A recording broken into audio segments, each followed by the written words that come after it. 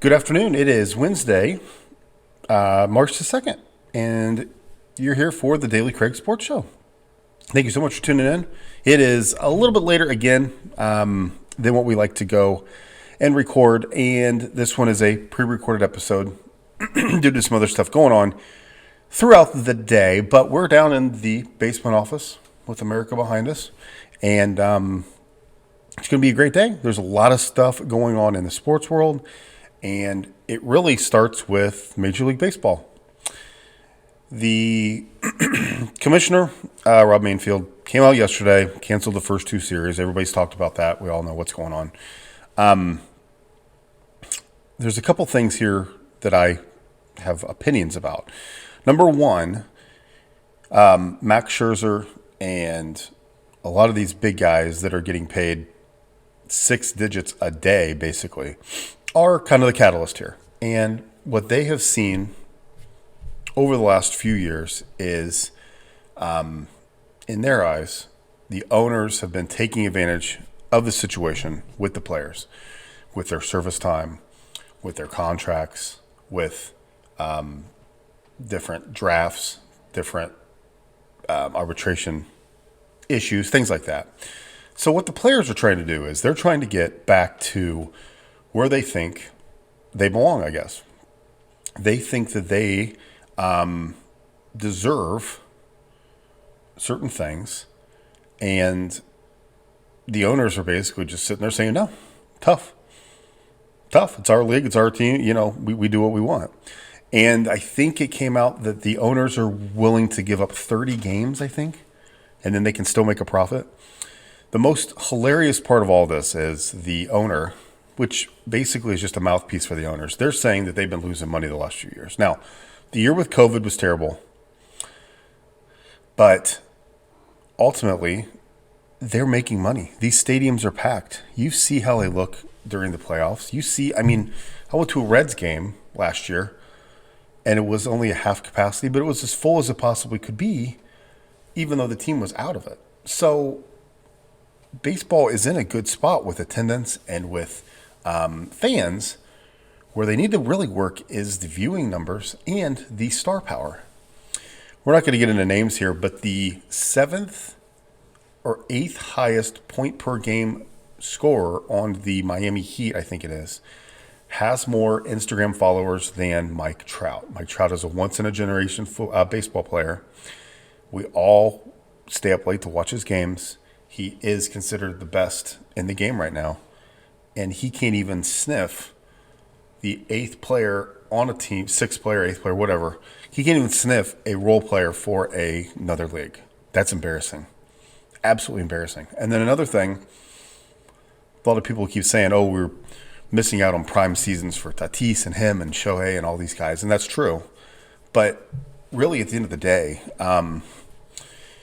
it's the owners that run the league. We pay to see the players, but really, the owners are the ones that dictate everything. It's their team. So if they want to sit out for an entire year, they can.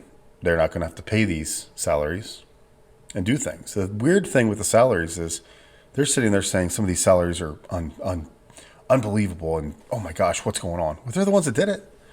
I can sit here and say, I want you to pay $400 to watch this broadcast, but if nobody does it, then I'm not going to get it. So what are we doing? And the most frustrating part as a fan is we're sitting here and you see the good product that college baseball has, and everybody, thankfully, the last 24 to 40 hours is rushing to minor league baseball, which is awesome. We have a fun team of the day. But baseball's not dead. Baseball needs adjusting. I keep going back to this. The NFL ended their biggest game, the Super Bowl, that was done at 10:15 at night. First pitch of one of the playoff games for the World Series actually was like at 9:12 or something, 9:22. And I know West Coast, all this stuff, but that's where the Super Bowl was. Yeah, it was. Major League Baseball is not accommodating to the fans at all. The player aspect you can argue because the players are making a ton of money. They are. But the players feel like there's rights that they need. There's opportunities that they need that other leagues have that they don't have. The one that gets me is You're a stud player. Amazing player. You're going to change our franchise. I'm going to keep you in the minor leagues for a month so we don't go into that service year. Because every time you go to the pros, it counts as a service year. So I'm going to keep you in the minor leagues for a month until this date passes, and then I can move you up. What are you talking about? So, I don't know. I hate how Major League Baseball markets itself. I hate how they market the teams. The tanking is a big issue because I love my Reds. Are they going to win the title this year? By a fluke, maybe. They're not going to go spend money. My son and his friends are freaking out because Nick Castellanos is probably leaving. So, I mean, you have to be able to somehow come up with something where these teams can hopefully become a little bit more even. So that's going on with baseball. Unfortunately, it stinks. In the world of football, where everybody's here in Indy, yesterday we heard from our Indianapolis Colts head coach Frank Wright and the general manager Chris Ballard. Of course, if you know me, this is heavy Colts talk. Sorry about that. But my question for those guys is, what the heck have you been doing for 6 weeks? We're sitting there saying we're having meetings, we're evaluating, we're still looking over things. If you were set on Carson Wentz as your quarterback, you would have said it. You're still evaluating, looking at things, seeing what's right for the Colts. You're done with them. You know you are. You can sit there and say you had a great conversation with them, and those conversations will never come out unless Carson leaks it. But he's not the quarterback. The problem the Colts are having is who's the replacement. And now, Bruce Arians came out yesterday, basically said if Brady's playing, he's playing for us. We're not trading him. There's an open seat for him. He still does not believe that Brady's coming back. But then there's another rumor that Tom wants to come back and go play for San Francisco. So you have Lance sitting there waiting, and Jimmy G's gone. Jimmy G's gone anyway. But is he a good replacement for Carson Wentz? Does he get into better plays? Does he, actually do things that Carson Wentz did not do? I mean, Carson Wentz had way too many issues, way too many turnovers, fumbles. If you look at just the stats are great. Just like Kirk Cousins, the stats are amazing. But when you talk about it and actually talk to fans, talk to the team, they just didn't get the job done. It all looks like Aaron Rodgers is going back to Green Bay. We mention this every single day. Their general manager came out and said he's not even fielding offers. Well, why would you say that? I'm shocked at how all this is going down. They're going to re-sign everybody. The question is going to be who goes first. Do they wait for this? Does Rodgers wait for them to re-sign everybody and then he signs, or does he sign and then trusting them to go get Devontae and a lot of those free agents that they have? And what do they need? What do they need? Because they should have been in the title game this year. They're that good. But I don't know. That's a big one. Another one is Matt Ryan. The Falcons were committed to him with the new staff, and now it appears that they're not totally committed to him. So what's going to happen there? He's owed a lot of money, but I tell my friends this a lot. I want Derek Carr or Matt Ryan. Those are my two that I want here for the Colts. I think they're good, they're reliable, and I think they can make some good things happen. But we'll see what happens. The Falcons, I could see why they want to keep him, keep a little stability at the quarterback position, and then they'll continue to grow, add people. They have Pitts, keep adding some people and see what happens. But the NFL world is here. All the general managers are making rounds, all the coaches, the star players. The Cardinals general manager got an extension, which is great for him. We'll see what happens with Kyler. That's still out there. That's starting to fade, the stupidity of that letter, which is kind of funny because that was big news Monday morning. So we'll see what happens tomorrow. Everything actually does start to really happen. So that'll be exciting. But Aaron Rodgers is still the first domino to fall. Russell Wilson came out and said that he's happy with his situation right now. If I'm a Seahawks fan, I say, oh no. What's that mean about the future? And also, this is the second straight off season we've done this. Is this going to happen every year? Does he really want to be there? I know he'd look good in cold blue. I know he wanted to go to the Bears, but they're not going to do that with Justin Fields. So we'll see what happens. There's still a ton of quarterback openings. I mean, we could be in a position where there's nobody being moved, right? It's March, so March Madness. Last night, the Wisconsin Badgers clinched the Big Ten over the Purdue Boilermakers. Being in Indiana, we talk about Purdue. What are you doing, Boilers? You lost 2 games in a row with a chance to basically clinch the Big Ten, and they keep losing these close games. And I know that Painter and all the kids are saying the right thing. Oh, we got to find a way to finish. We have to find a way to do what we need to do. This is not good.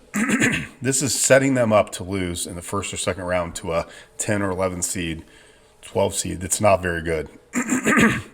This is setting them up to have a ton of turnovers, struggle in the defensive end, and lose by a 3 or a late layup or something like that. Purdue was number 1 in the nation. They were rolling. They looked good. They have a dominant team. Their team is awesome. They have so many stars on that team, and they just can't get the job done. So we'll see what happens as they move into March. That was a big loss last night. I know that there were some fluky banked-in threes and some stuff like that, but that's a game that Purdue, if you have Final Four and championship aspirations, that's a game you got to win. You have to. You have to win that game. The Hoosiers play tonight against Rutgers in a ginormous game. The Hoosiers have to have this one. It's down in Bloomington. Saturday they go to Purdue for the finale. So senior night in Bloomington for IU. We'll see what happens there. They have won a couple in a row. They're playing really, really good. Their ball movement's fantastic. The defense has stepped up. They just got to keep it going. Trace Jackson-Davis has got to have a huge game down low. But really, it comes down to coaching, which they have definite improvement with Woodson, but they've got to make sure that they just keep that ball moving. Where IU struggles is where they get in this stagnant offense where somebody holds and dribbles the ball for 20 seconds, and then we're panicked and we force up a shot with our eyes closed. So IU has got to play better to get a win tonight. Rutgers is feisty. They're good. So we'll see what happens with that. So that's going to be it for today for the, I guess, talking of the sports stuff. There'll be more coming, a lot of combine stuff.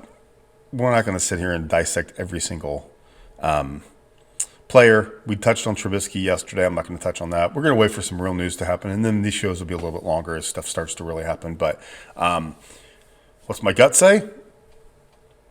Jimmy Garoppolo is your quarterback for the Colts. That's really what I think will happen. Which, upgrade probably. Huge upgrade? So we'll see what happens. All right. Gather the kids around. Everybody get the Twitter out. It's time for our minor league baseball team of the day. At Lake Co. Corndogs. The Lake County Corndogs. They're in Lake County, Indiana.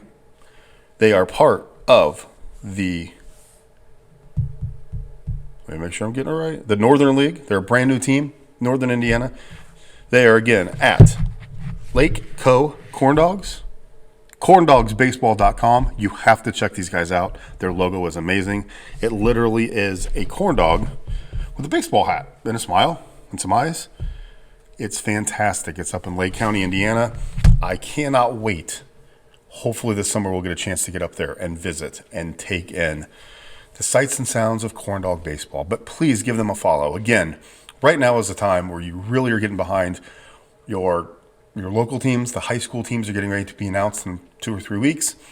The colleges are already rolling. Make sure you check out your college. If you like your team's football or basketball, go check them out. I'm a big North Carolina fan. I've been following with the Diamond Heels, and they've been really, really good so far. The minor league baseball, they're all counting down 20, 30 days, 15 days for them to actually get back into action. So make sure you give them a follow. There's a lot of them out there.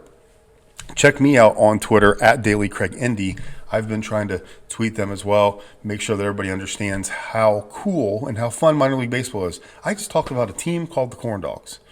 How amazing is that? The Lake County Corndogs, Lake Co. Corndogs, give them a follow. They're brand new. They're a great social media team. That's the thing with these guys. Their promotions are fantastic. Their social media teams are engaging. They're very, very open to dialogue. They're very fun. They have contests. You will have a great time following along with minor league baseball, especially the old Lake County Corndogs. That's going to be it for us. Make sure you check me out. dailycraig.net is our website. And this is going to be on YouTube and the website, and we're going to be able to tweet that out. DailyCraigIndy is my Twitter handle. Please give me a follow. And I'm so thankful that you're here. Sorry today's episode's a little shorter. We got a lot of other stuff going on during the day, but I wanted to pop in and pass along a few ideas and then also give some love to the Corn Dogs. Thank you so much for tuning in, and we will talk to you later.